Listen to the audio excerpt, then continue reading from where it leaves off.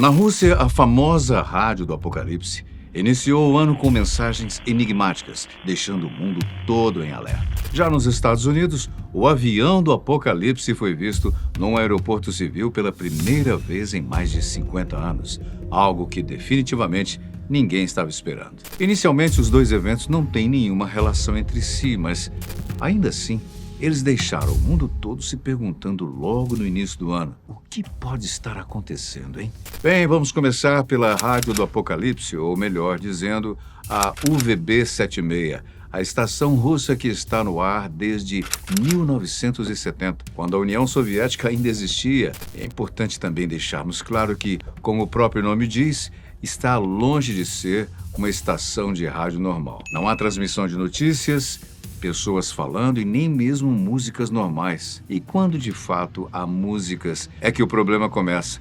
E já já você vai entender por quê. Nessa estação, o que você ouve é um único som, uma espécie de bip contínuo, quase como um zumbido eletrônico. Esse zumbido fica no ar 24 horas por dia, 7 dias por semana, desde os anos 70, ou seja, há mais de 50 anos. Mas qual é, hein? Só que essa história consegue ficar ainda mais bizarra.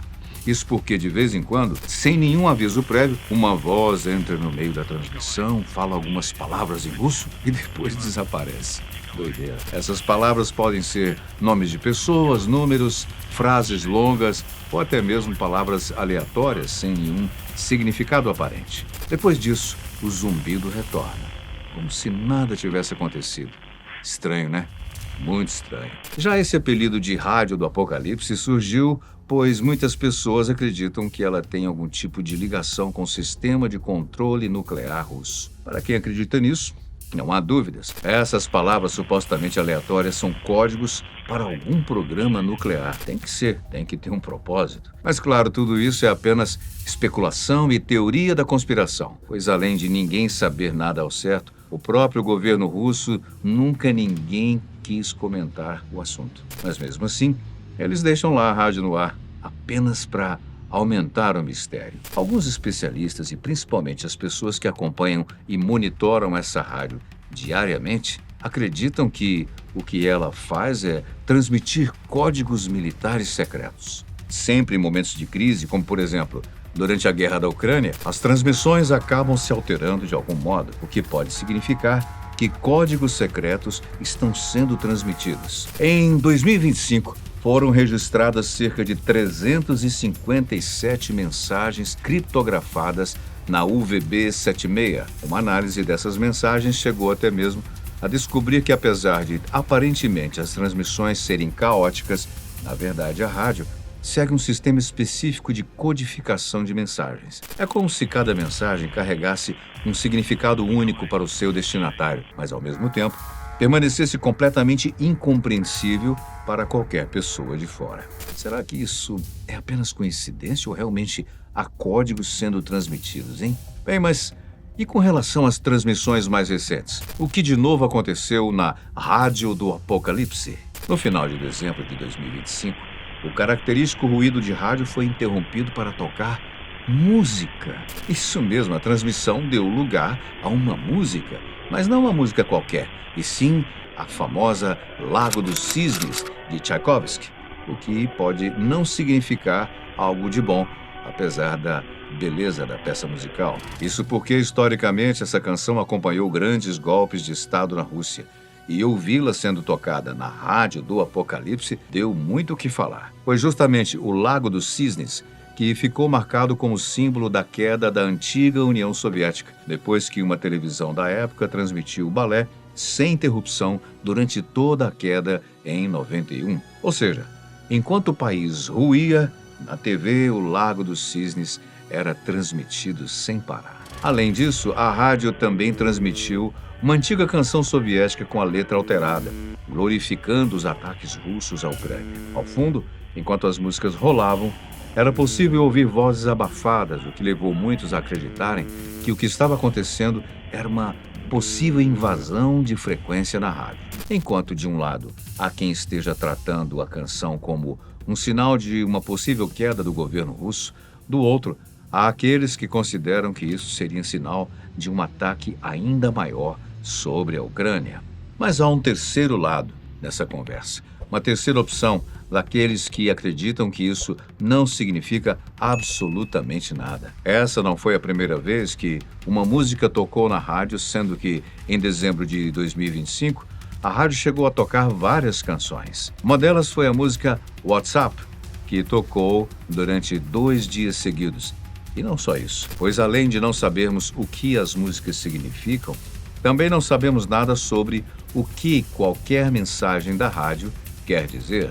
Em novembro de 2025, uma mensagem foi captada na rádio e apenas uma das palavras transmitida foi identificada: Letônia. A Letônia é um país membro da OTAN que faz fronteira com a Rússia e já há bastante tempo vem sofrendo ameaças do governo russo. Não é difícil imaginar que, quando o nome do país foi ouvido na rádio do Apocalipse, todos acharam que isso significaria um iminente ataque russo. Mas os dias e semanas passaram e esse ataque tão temido nunca aconteceu. Não há dúvida de que Letônia foi citada na rádio, mas não há como saber em qual contexto a palavra foi utilizada, já que o governo russo se nega a fazer qualquer tipo de declaração sobre o ocorrido. Justamente por isso, por não sabermos nada sobre a rádio, é que muitas pessoas consideram que, por mais que o Lago dos Cisnes realmente tenha sido utilizada no dia em que a União Soviética caiu, não necessariamente isso signifique que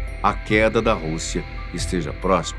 Mas vamos agora cruzar o oceano, sair da Rússia e irmos direto para os Estados Unidos, onde o Boeing 747-E4B Nightwatch, também conhecido como o avião do Apocalipse, tem dado o que falar.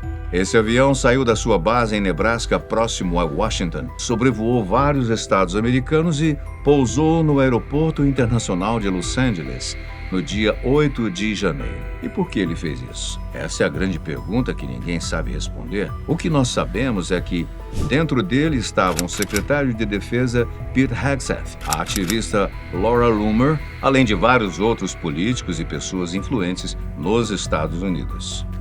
O avião tem esse nome justamente por ter sido projetado para sobreviver até mesmo a uma emergência nuclear. O objetivo principal é garantir que tanto o presidente dos Estados Unidos quanto os nomes do alto comando militar possam não apenas sobreviver durante uma crise planetária, mas também mantenham o controle da situação, seja lá onde estiverem sobrevoando. Todos os sistemas de comunicação e eletrônicos deste avião são protegidos contra pulsos eletromagnéticos, algo que normalmente danificaria equipamentos normais. Além disso, ele não tem apenas capacidade suficiente para transportar mais de 100 pessoas, mas também é feito para ficar dias sobrevoando os céus. O combustível chegou ao fim? Sem problema.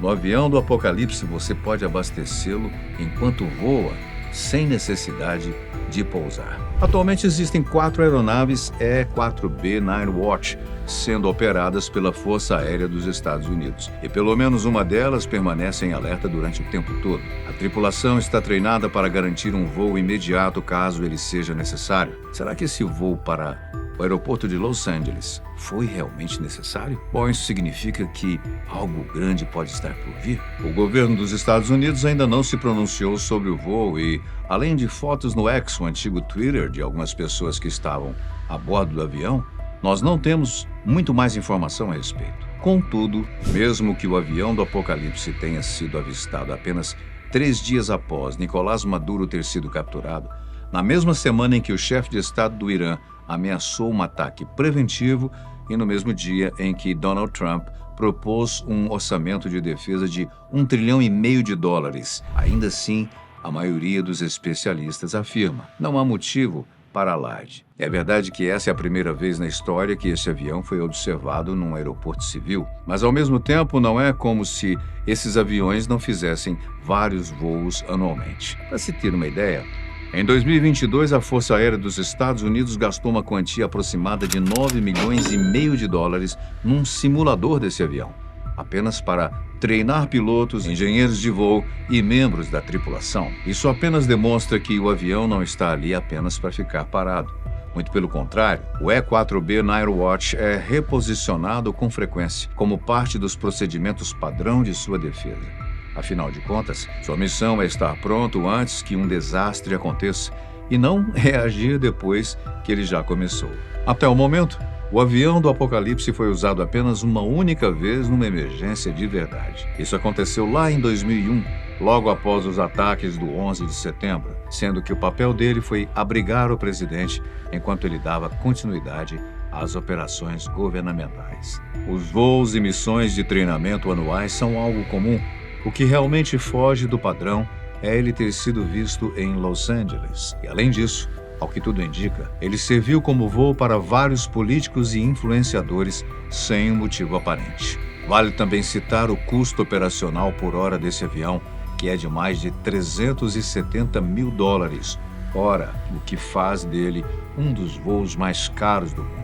Apesar do alto gasto e considerando o momento atual com grandes tensões se elevando ao redor do mundo, com os Estados Unidos no centro, a maioria dos analistas apontam que o voo serviu para um único motivo: demonstração de poder. A mesma viagem poderia ter sido feita com outro avião, mas tirar da garagem um avião que não é visto praticamente há mais de 50 anos apenas reforça o poderio militar americano. Ao que tudo indica, não há uma relação aparente entre as transmissões captadas na rádio do Apocalipse com esse voo inédito do avião do Apocalipse. Mesmo que, em ambos os casos, a palavra Apocalipse esteja ali para criar medo e tensão, no final, ela não passa apenas disso. Uma palavra, ou pelo menos é isso que todos nós esperamos.